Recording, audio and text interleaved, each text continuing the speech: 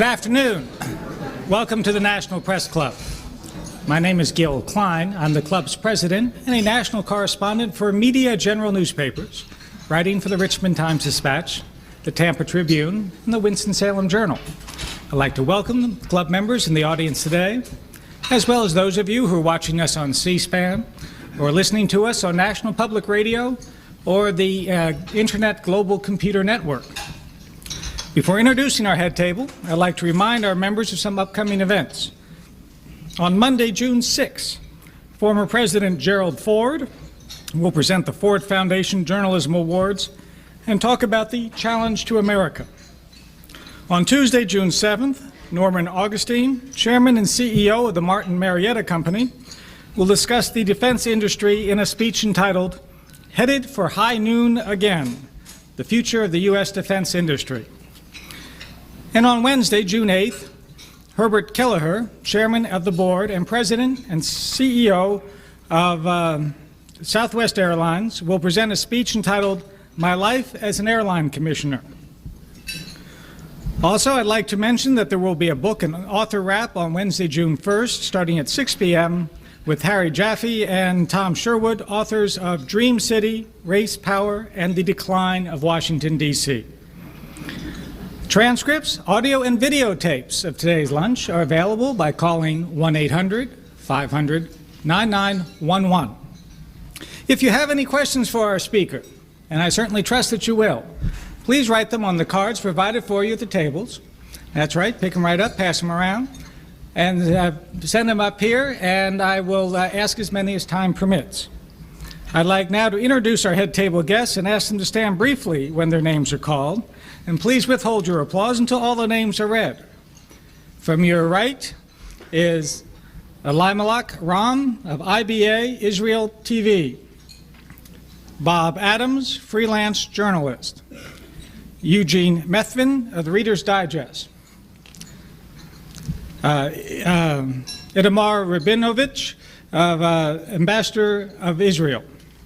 Frank Okafor, Washington Bureau Chief, the Milwaukee Journal, and a past president of the National Press Club. Mrs. Susie Eban, wife of our speaker. Skipping over our speaker for a moment, we have Christy Wise, freelance journalist and chairwoman of the National Press Club Speakers Committee. Stephen Joel Trachtenberg, president of the George Washington University. Doris Margolis of Editorial Associates and the member of the club's Speakers Committee who organized today's luncheon. John Fogarty, Kiplinger Washington editors, and the past president of the club. John Sodergren of Defense Week, and Jonathan Kapeloff of Washington Jewish Week.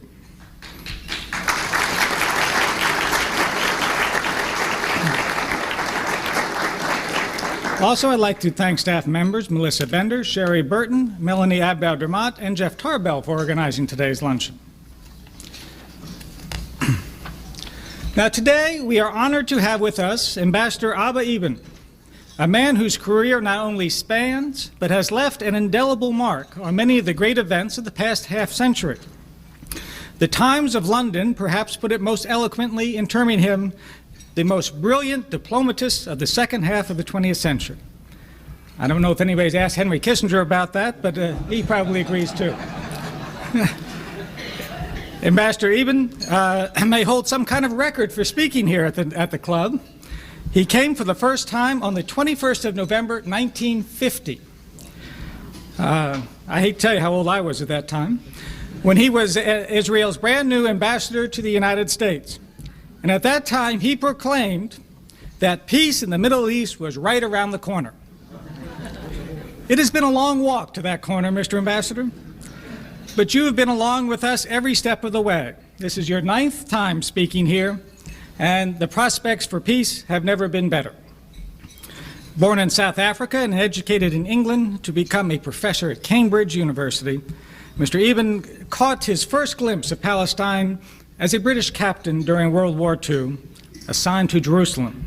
He wrote, "The intoxicating scent of orange blossoms from the dark green citrus orchards and the Hebrew signpost at the station were my first indication of being in the Zionist domain.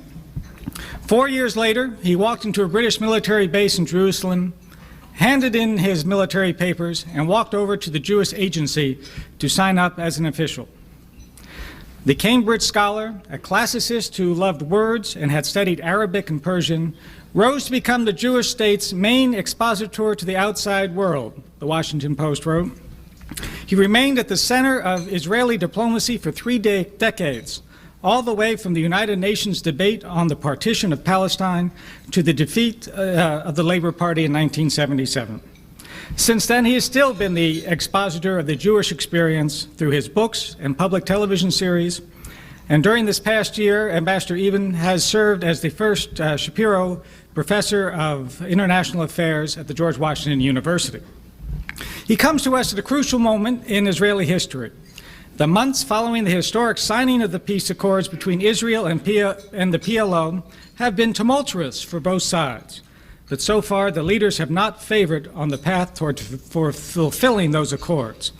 Mr. Eban, we are counting on you to tell us where the pitfalls lie and what the prospects are for a permanent peace that you promised us 43 years ago was right around the corner. Ladies and gentlemen, please join me in a warm press club welcome for Mr. Abba Eban. Thank you very much.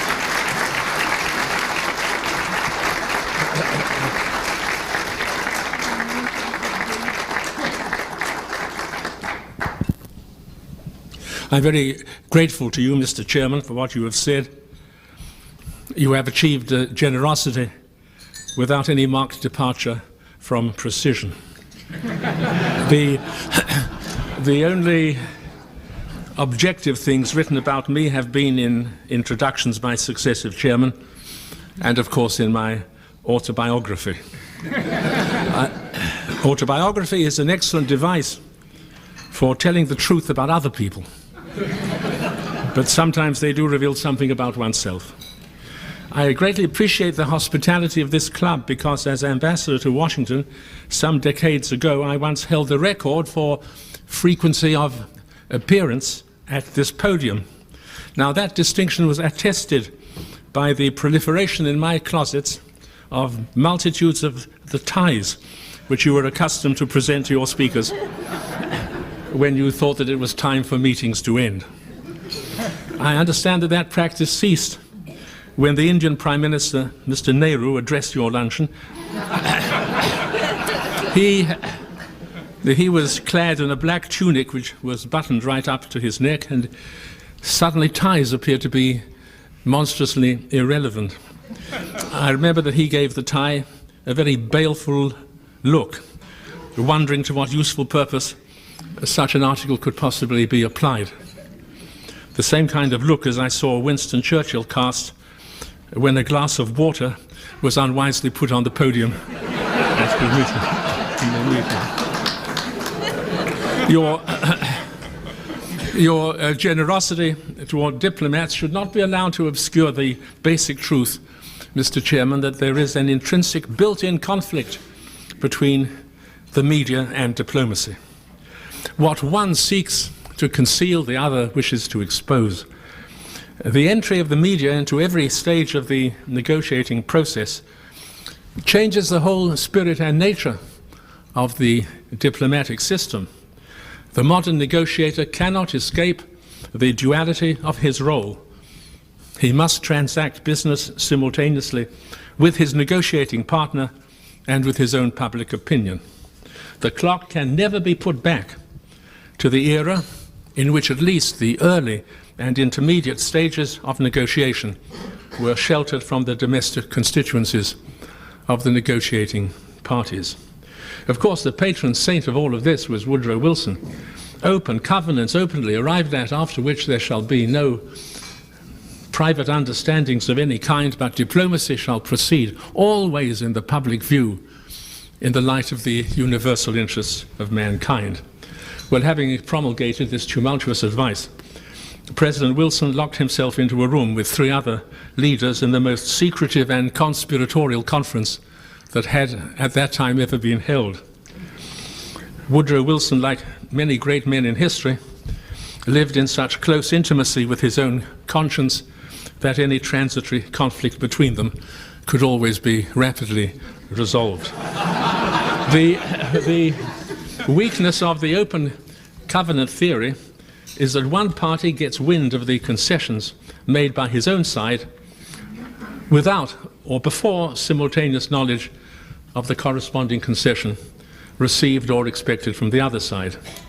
I can tell you that all hell would have broken loose at the time of the Egyptian-Israeli negotiation if Israelis had heard of Prime Minister Begin's renunciation of all Sinai without learning that Sadat had shatteringly undermined the Arab doctrine, denying Israel's legitimacy.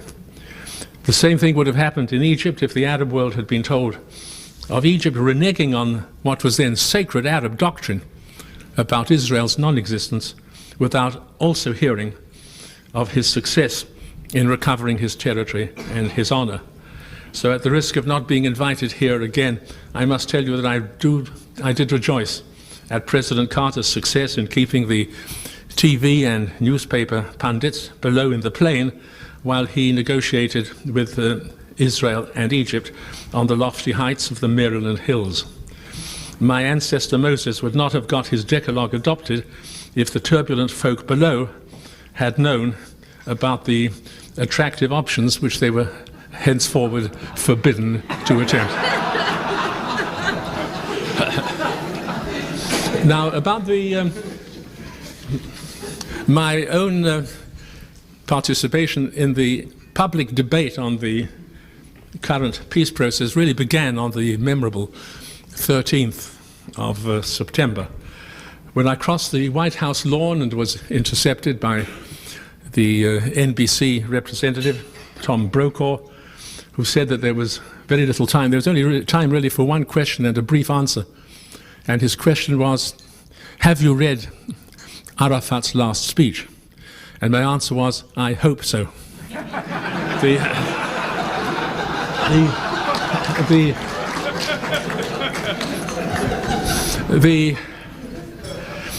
It is the Middle East peace process in which this conflict between the need for public explanation and the exigencies of private concession is greatest. You cannot get agreements without compromise.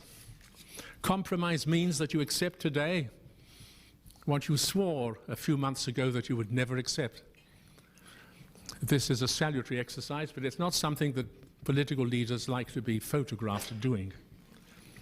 Concession. To your negotiating partner, you say that the concession that you offer him is so painful that you don't understand your ability to make it. Meanwhile, you whisper to your anxious domestic constituency that your concession is really not of great value, but your own genius and your partner's gullibility have given it a certain weight. Now, what is the problem?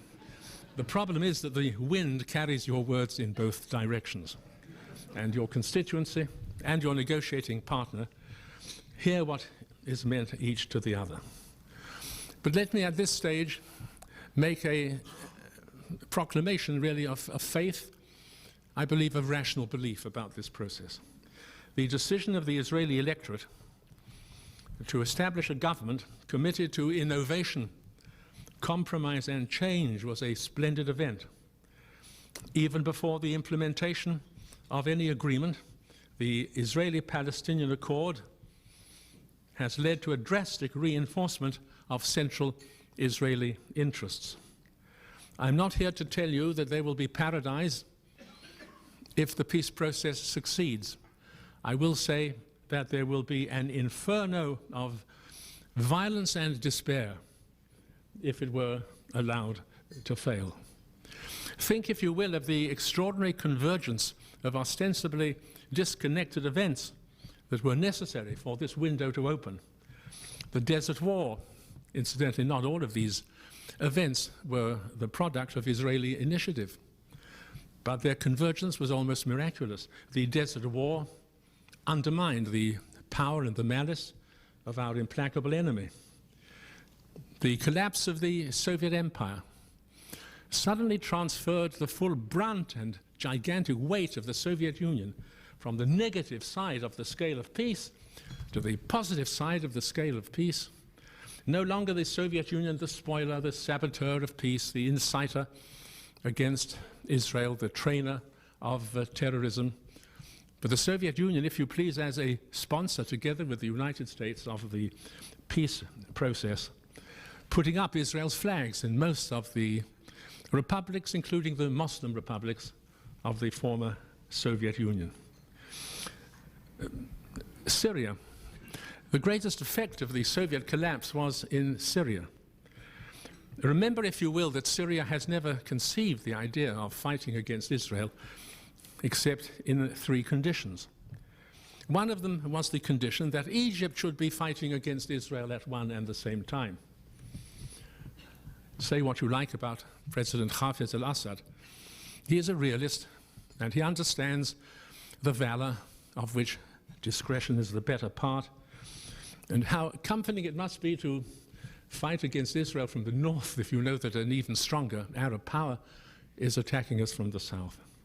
The second condition was Soviet armaments and a Soviet safety net, which would, whenever Syria got itself into trouble on the battlefield, save it from ultimate defeat, certainly save it from Israel proceeding towards Damascus.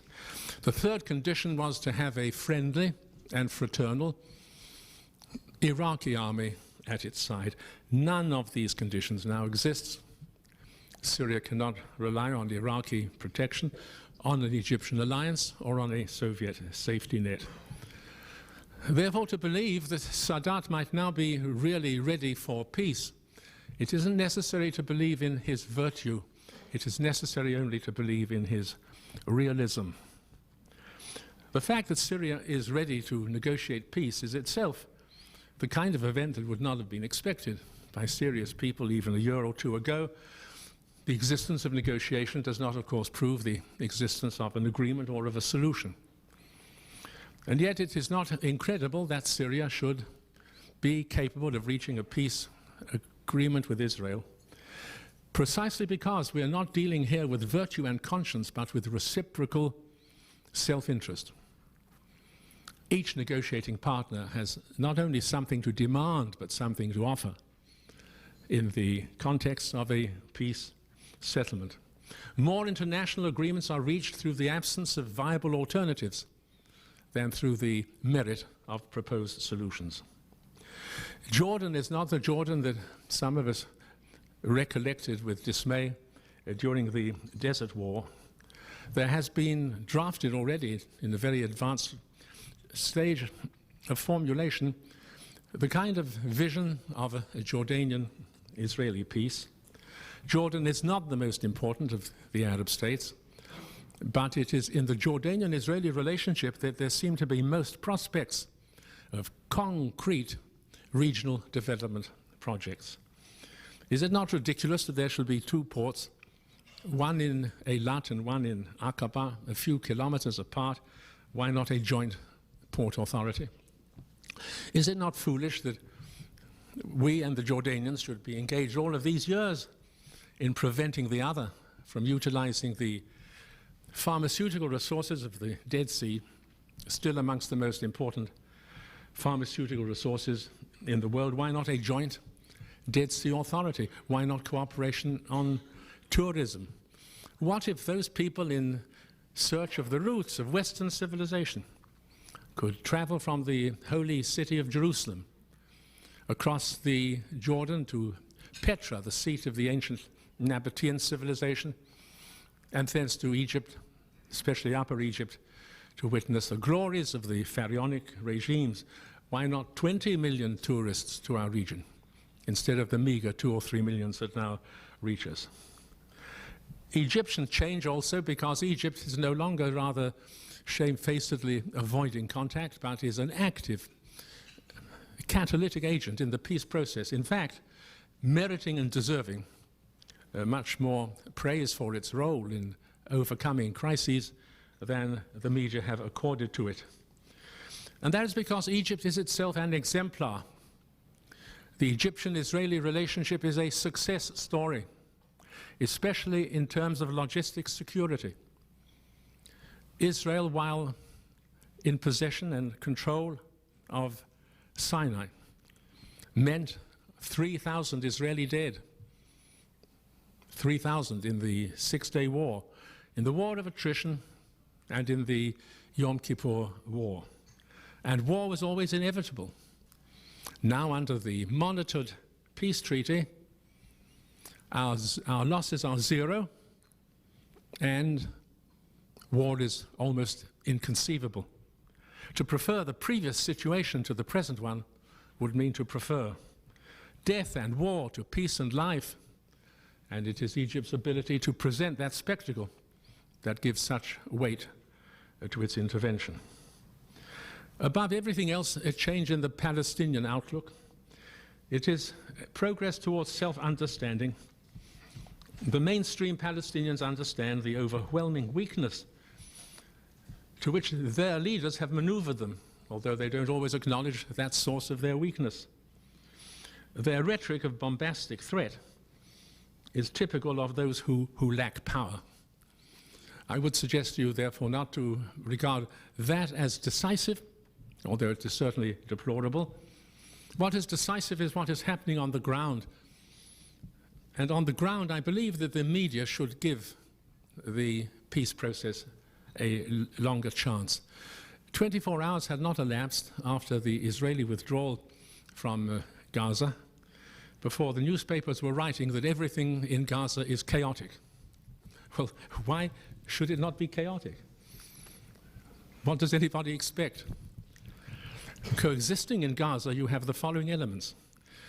You have the Israeli Defense Forces, you have the PLO, you have the Hamas terrorist organization, and you have, amongst Israeli settlers, some who do not regard the attainment of a compromised peace as their most passionate wish.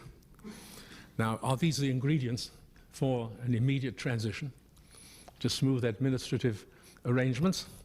I can only tell you that our own Prime Minister, Mr. Yitzhak Rabin, yesterday, or the day before, expressed satisfaction with the way in which the Palestinian police force is working. The number of occasions on which I have heard my Prime Minister express satisfaction at something is not unlimited. And if even his skeptical character finds this satisfaction, I suggest it is much more important than anything else, because it is the manner in which order is maintained in the evacuated area that the real testing ground will come. Well, change also in the United States, which resting on your President's statement the other day, seems to mean that the United States will not only offer yellow pads and meeting rooms, but will also accept a catalytic role, some kind of mediatory role.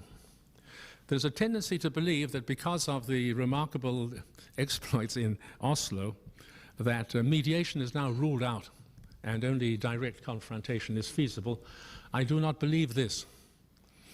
Mediation is not ruled out. Behind the mediatory idea are the three great successes in the Arab-Israeli relationship, the tower above all others. There is the Armistice Agreement, the four agreements in 1949, which crystallized situations, positions, and even territorial frameworks which have lasted ever since. There are the disengagement agreements negotiated by Henry Kissinger, which didn't bring peace, but which did avoid what would otherwise have been an almost certain renewal of war. And there is the appearance of the mediatory role of President Carter at Camp David. Now, this is because a trusted third party can sometimes make proposals or put forward ideas which neither of the litigant parties can suggest himself or accept from his adversary. And it is in relations with Syria and also to Saudi Arabia, in which there's been a retreat of a certain degree in their position. It is here that the United States could play a very determinant role if it were willing to enter this phase. So here is Israel, firstly, utterly predominant in strategic security, vastly outstanding against any forces that could rationally be brought to assail it.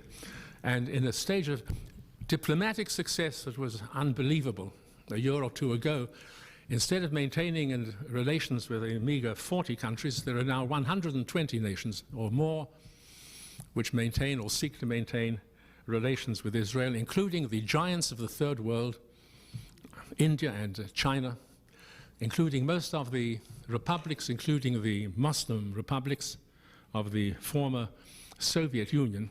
Israeli isolation is ended, and Israel, as a result of its central part in the peace process, basks in the kind of international approval that has even reached some of the centers of traditional alienation. Well, it's even reached the United Nations. The United Nations is not an instrument for solving conflicts, it is an arena for waging them. And in that great engagement, the fact that it's possible to have joint resolutions adopted with massive majorities on the sponsorship of Israel and the PLO, this is one signal of what has occurred. I also refer to the fact that this is the age of what I've called strange encounters. De Klerk and Mandela, Arafat and Rabin. For a brief moment, the prime ministers of Ireland and the United Kingdom discussing the legitimation of the IRA. Israel, the country of the Jews, and the Vatican, the source of so many of the expulsions and theological incitements, and the Crusades and the ghetto, now in this new alignment of reconciliation. And this is because, amongst other things, Israel has awakened from illusion. The Israeli consensus no longer believes that it is possible for one nation to rule another without consent. Why should we believe in such a possibility? It was not possible for Britain in India, or for France in Algeria, or for Holland in Indonesia, or for Belgium in Rwanda or in Congo, or for the Soviet Union in Afghanistan, or for that matter for the United States in Vietnam, or for the South African white population and the South African black population. This is a liberating age, an age that favors secessions, in which self-determination is celebrating what might perhaps be an exaggerated but nonetheless very real victory. And in that kind of a world, what would be gained by our maintenance of Gaza or of the other areas, apart from security needs in other parts of the territory? Why should we believe that that is possible? Israelis do not believe that that is feasible. In fact, the West Bank and Gaza, if they were to remain under their previous regime, would present the picture of the most explosive and incoherent societies on the world map, because the relations between the two nations lacks the saving grace of equality, the saving grace of equality which alone enables nations to live together, either in separate jurisdictions, side by side, or within the same context of citizenship. I believe then that it's far too early to react hypochondriacally to every setback. There are going to be many of them. Doors will be slammed and later opened. And yet the reciprocal self-interest of the negotiating parties is so profound that I doubt whether they will agree on either side to give up this effort. And what we are entitled to ask from the friends of peace, including Israel's friends in the world, is not to lose faith in this endeavor. I wish we could count on our kinsmen and on our supporters in the United States to give the peace effort at least the same exemplary solidarity that they have always given when Israel is faced by the prospect of war. And if as a result the area of our jurisdiction seems to be much smaller, first of all, the jurisdiction was not much worth having in Gaza. And secondly, it is not the size of our jurisdiction, but the resilience and the nature of our economic and social activity and their repercussions in the world that will count. I remember when our first president, the illustrious Chaim Weizmann, was elected. For reasons which I never understood, Burma became extremely excited, and they wanted to reward our president with a gift. And the gift was to be an Indian elephant of enormous size and weight. And President Weizmann asked me, his very young and junior associate, to draft a courteous letter saying that in his native village in Russia there used to be a proverb amongst the Jewish farmers: never accept a present that eats. So if people dream of the past extension of territory, think of what it eats and of what it erodes, and in what sense it diminishes a country's basic values. And one Israeli gain from the whole process is the ability for Israel to redeem its democratic identity, by bringing the neighboring people into a realm of consent. My concluding words are those which I spoke to the graduates and the participants of the courses that I gave in the George Washington University. International rivalries may never be solved, but they can be kept in restraint.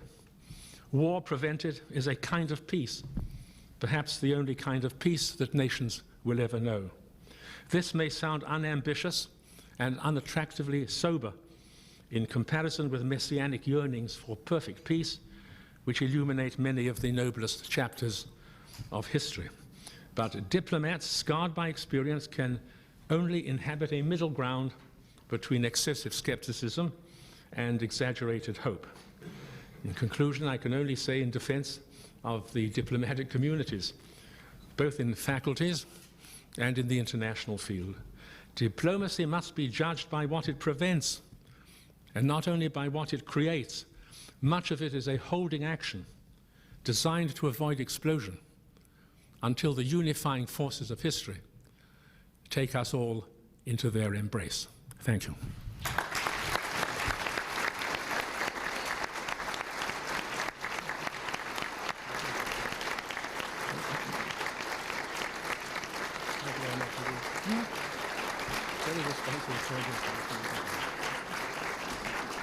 That was excellent, excellent. And we'll get right to the questions because there are many. The first questioner wants to know, in dealing with the PLO, is Rabin too cautious or is Perez too gullible? I'd like to say, first of all, there seems to have been some misunderstanding because the organizers of this meeting asked me if I objected to questions. I said, no, why should I object to questions? I now find that you want answers as well. Completely different situation. I do not really believe very much in anything but differences of temperament between the two leaders who are carrying Israel's banner. First of all, let me say that the one thing they have in common, they have survived 12 attempts at passing resolutions of non-confidence. In other words, Israel is sustained by an accumulation of votes of confidence by Parliament, which I think ought to have been noticed more. In addition, we have public opinion polls in our country. Now, one of your presidents, President Johnson, once had a rather paternal attitude towards me, and he once said to me, I do advise you, sir, always keep your ear glued to the ground. When I came back after attempting this exercise, and I wanted to say to him that if you keep your ear constantly glued to the ground, you will lack two important qualities: elegance of posture and flexibility of movement. And in other words, this is sustained by a large body of opinion. I don't believe in this distinction, and I certainly do not think it productive to have op-ed writers, whether in Washington or anywhere else, engage in offensive reactions to one or other of our leaders. I believe that the United States is vitally involved with us in this venture. I do not know of any differences of emphasis. And I think that Americans of all faiths should understand that here we have a central foreign policy interest of Israel and the United States together.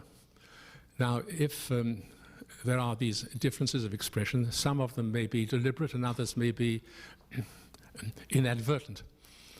I remember the same President Johnson saying to me once, "We've had a friendly talk, but if you go and talk now to Dean Rusk and Clark Clifford, you'll find that they're as mad as hell about something." Well, and my own feeling was that these things are adjustable. I believe that the Israeli attitude in general and amongst the leadership, it isn't in a state of illusion. It isn't a sort of nothing is full of rainbows. There's a full understanding of the complexity of this issue. There's a full willingness, I believe, to endure with greater patience and not ask questions immediately. I remember when an Italian prime minister came to Israel, in 5 minutes after his arrival, a pressman asked Mr. Prime Minister, "What are your impressions of Israel?" And he hadn't moved out of the plane. Don't ask these questions all the time. And I think that it's a very effective team and that it could produce a very dramatic result. Do you expect the PLO to live up to its agreement to amend the PLO Constitution to delete the phrases calling for the destruction of Israel? If so, when? And why hasn't this occurred already? You're already asking the kind of question that you should address to the PLO representative. And after all, these people are now available to American audiences. The rumor is that they propose to do this. If you ask me whether in the Israeli consciousness this is the central issue is what they do. The central issue is what they do and how they conduct themselves and whether they will preserve security, whether they will exist in Gaza and Jericho, as has to some extent existed since the changes have been made, and meeting a country in direct negotiation and expressing a belief in its sovereignty and its independence, sometimes expressing the belief that it is we who have more sovereignty and independence than they, which between ourselves is not entirely inaccurate. I think that is really what counts. But yes, since they have promised to do this, I believe that the persuasive pressures upon them should not be abandoned. This questioner says, given your remarks, is the Israeli lobby in the United States a detriment to the peace process? What would you ask of them at this crucial time? I said something earlier on in another context about the valor of which discretion is the better part. No, I don't think that it's a question to be legitimately addressed to me. I would only say that what is called the Israeli lobby, and here I would widen that term to the support of Israel in terms of historic and spiritual kinship, that is a massive asset for Israel. And therefore I would say of that lobby and of others, of all the institutes and organizations who are stressing this reciprocity and mutuality of interests, I believe that their support is fundamental and is basically positive for its influence, not only on Israel's welfare, but on the prospects of peace. Now, in general, I would say that Israel is receiving from American opinion in general, including from those specified here, a full measure of the devotion and support to which we think our mutual interests entitle us. This questioner says the Syrian negotiating position seems to not have changed since September 1991, and now it has been revealed that negotiations will be conducted via a U.S. middleman instead of face-to-face. Are negotiations between Israel and Syria bogging down? First of all, it is, perhaps because of my own experience, almost miraculous that the negotiation is taking place. And what they are saying is not nonsense. it isn't yet anything acceptable to us. They're not disappearing into vague clouds about Israel's non-existence or talking about the origins or the culpability of the conflict. They are saying things which incidentally are not all that far from certain things that Israel was saying at a certain stage. On June the 19th, 1967, the Israeli government, of which I was a member, empowered and in fact required me to offer the Egyptian and Syrian governments peace treaties on the basis of the international boundaries. Now, the Syrians must learn, and the Palestinians especially, that there is a price to be paid for rejectionism. The Palestinians, for example, are no longer fighting for really what they want, but for what they can save. And what they can save is less than they could have saved if they had responded earlier on to the possibilities of peace. That is the negotiation. It's being ably conducted in this city by Ambassador Rabinovich, and both he and anybody concerned with Syria will have to understand that Syria is a very complex kind of reality, and that if the need for progress requires some intermediary view, there is no reason why Israel should reject that when it has brought Israel such extraordinary favorable results in 1949 and in 1974, and above everything else in 1967 and 1968. But I believe that time is not on the side of peace, and this should be the year for bringing the Syrian-Israeli dialogue to what I hope would be a successful close. If you ask me if anybody has changed, everybody's changed. If you say that the Syrian position is the same as it was, it isn't the same as it was, because they're now willing to negotiate, understanding that negotiation means that you have to somehow divide the gap between two parties. Let me tell you that the Israeli position isn't the same as it was a year or two ago. And proposals are known to Syria, which do take account of their anxieties as well as, in a paramount way, of our security. Therefore, it's a hard and a tough negotiation with a hard and a tough partner. But if there is success, the results will be so spectacular, because I believe that then the repercussions will spread into Jordan and into Lebanon and probably into other hesitant Arab and Muslim countries as well. A great deal is at stake here, and therefore we ought to be ready and are ready to invest in it a certain degree of optimism and of patience as well. I'm not a pessimist. A pessimist is a person who, when faced by a choice between two evils, takes them both. This questioner wants to know, how do you evaluate the following two contradictory ideas? One, Jews should live wherever they want to live, and two, Israeli settlers would do well to move out of the occupied territories. Well, anybody who says that Jews should be free to live wherever they live, I think must face the question of principle. If we're talking of an area or a country, why not say that anybody can be free to live where he wants to live? I must tell you that isn't the case. That isn't the case in our region. And secondly, whatever is the consequence of freedom must, after all, be contingent on basic security. Let me give a concrete example. There is a synagogue in Jericho. I must tell you that I never heard of any interest by anybody in the synagogue in Jericho. Nobody had tried to repeat the technology which enabled trumpets to bring the walls crashing down. But all of a sudden, there are those who are interested in the Jericho synagogue, I'm afraid for the purpose of testing the ground, to put it in a delicate way. I think that there should be a matter of prudence. It's a very tense area. I believe that those who are in Israel, in certain parts, and also especially in the territories themselves, would be advised not only to assert their rights, but also to restrain their rights by the imperatives of prudence.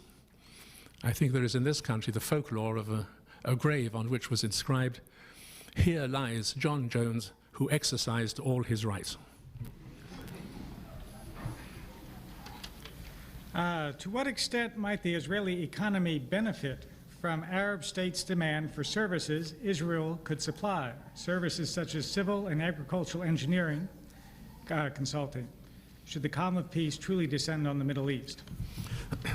Well, that's an important question and not an abstract one, because the economic and financial leaders in Israel have already begun to explore what would happen to our region if the barriers of belligerency were abolished. It's an extraordinary picture. Some of them go so far as to say that we could anticipate in Israel the kind of florescence that has occurred in the newly industrialized economies on the Pacific Rim. All of them rate very highly indeed, both the rate and the steepness and the rapidity of economic advantages which would grow if these barriers were brought down. Even if there is one success, for example, such as proving the efficacy of the Israeli-Palestinian Memorandum of Understanding, or an additional success in relations with Jordan, and especially with Syria, I think you will see such an eruption of initiatives, both by and toward Israel, that would totally change the picture.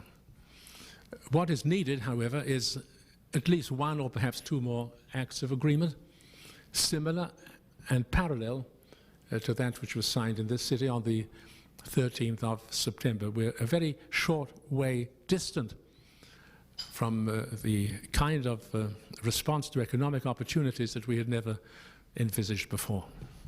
And that's why the Israeli industrial and financial sources are amongst those who are most passionately and ardently in support of the peace process. What do you see as the ultimate settlement of the status of Jerusalem? The status of Jerusalem, first of all, you might be surprised if I say that it isn't really a problem, because a divided city is a problem. The natural condition of a city is to be united, and Jerusalem is united, and therefore to that extent it isn't a problem. What is not envisaged at all would be any what I would call secular division of Jerusalem into separate sovereignties. This does not mean to say that we do not acknowledge, or have never acknowledged, that which is special and particular in Jerusalem, namely the holy places and problems of access and pilgrimage. And an Israeli government in the mid-60s stated, for example, that it is not our ambition to exercise our governance over the mosques and in the area which is holy to Islam. I think the phrase that the Israeli government then used was that we do not claim exclusive jurisdiction or unilateral responsibility for the holy places of Islam. So that's on the positive side. On the negative side, Jerusalem has known many sovereignties. It has known the sovereignty of the Mamluks and the Byzantines and the Ottoman Turks and the United Kingdom and of Jordan. Well, it's now going to know the sovereignty of Israel. What's wrong with that? And that's what it's going to be, a united city under Israeli sovereignty. This questioner says, you have spoken eloquently about diplomacy and changes in the Soviet Union and the Middle East. But we've seen the revival of ethnic hatreds in Europe and Africa. Has diplomacy failed? Are the hatreds so deep as to be hopeless? Most of the world, and especially the diplomatic world, both in its academic and in its functional capacities, was obsessed for many years by the Cold War. This was the only source of understanding. This was the only context. And there are some people who are alleged to have some kind of nostalgic longing for the clarity of that position. You knew who your enemies were. You knew who your friends were. You could have gradations of your friends between the faithful and the less faithful. and there were the neutrals. Well, it's not like that. The trouble is this. The Cold War was so obsessive, so universal in its effects, dominated the literature on this subject to such an extent that so much of diplomatic literature has become obsolete almost overnight, which is an attractive idea for those of us who want to write books.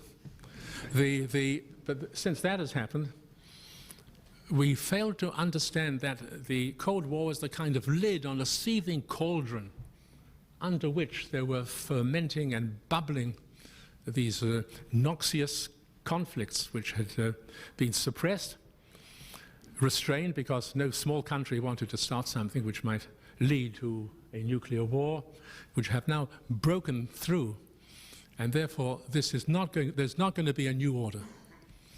We'll have to live with what I have called the new disorder, because in a sense the Cold War had a sort of stabilizing effect, leading to the tendency to ignore other conflicts and antagonisms which do not and should not have the vast explosive potential of nuclear confrontation, but which are pretty horrible in themselves.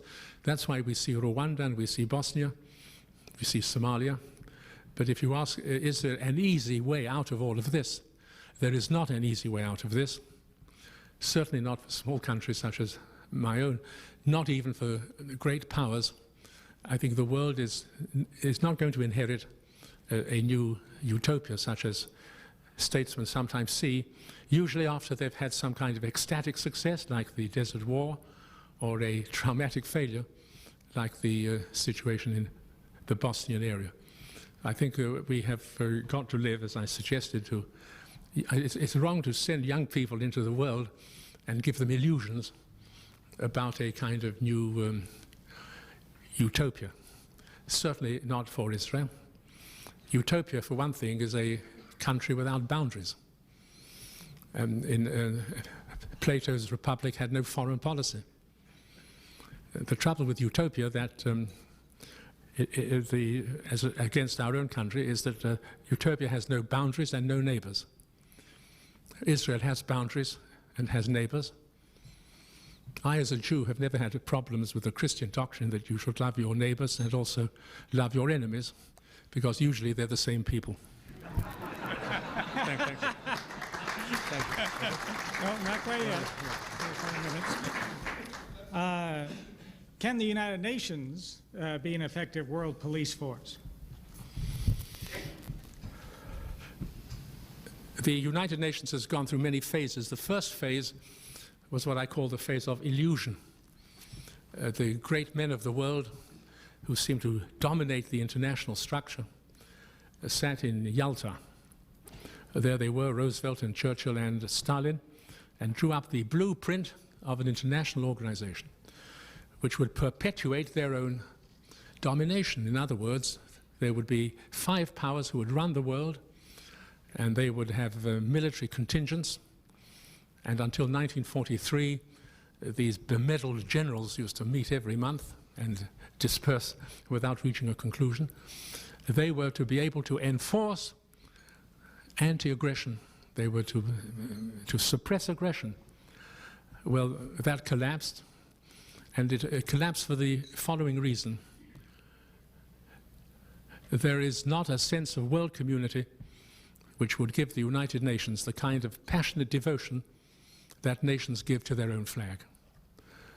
There is not a sense of world community such as this. When your astronauts reach the moon, what they plant there is the flag of the United States and not the flag of planet Earth. And that's a strange thing that's happened. Social history tells of the constant expansion of the idea of community, from the family to the tribe, from the tribe to the village, from the village to the city, from the city to the nation state. Somehow it's got stuck.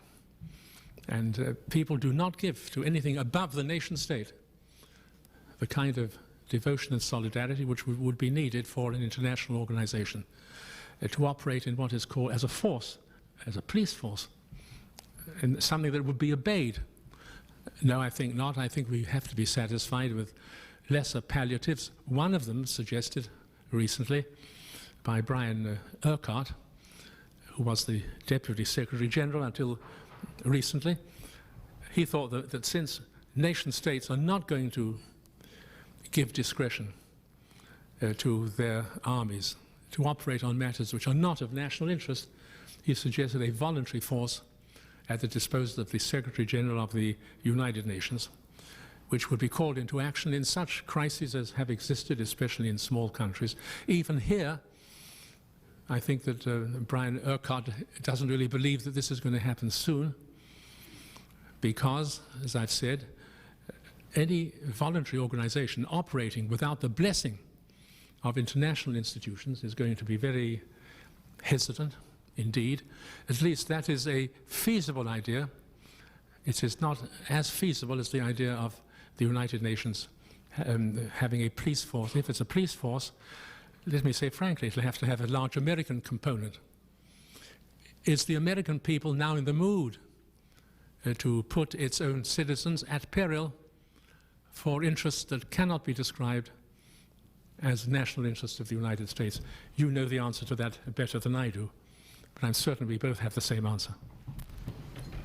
Well, we are about out of time. Before we finish here, I'd like certainly, and before I ask the last question, I'd like to present you with a certificate of appreciation. You probably have enough now to wallpaper your house with those. And we gave up giving out the ties a while back because we had so many women speakers. Now we give these mugs.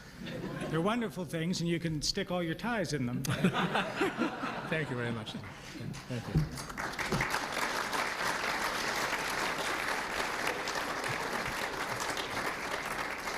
Just a reminder that audio and video tapes and transcripts are available by calling 1-800-500-9911. And now, for the last question,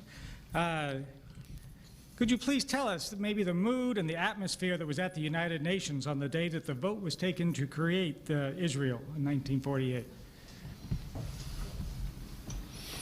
In 1948, there was no vote to create Israel because Israel created itself in a kind of eruption of voluntary action. What there was before was a resolution calling for the recognition of Israel's right to establish a state, and then more substantively the vote on the 11th of May 1949, of which I remember the atmosphere very well because this was our admission to the United Nations, which meant also our admission to all the 35 international agencies. And all I can remember, I remember the feeling in my hands of the rope with which I put that flag on the flagpole, knowing that in that moment the status of the Jewish people in history was irreversibly changed. Thank you.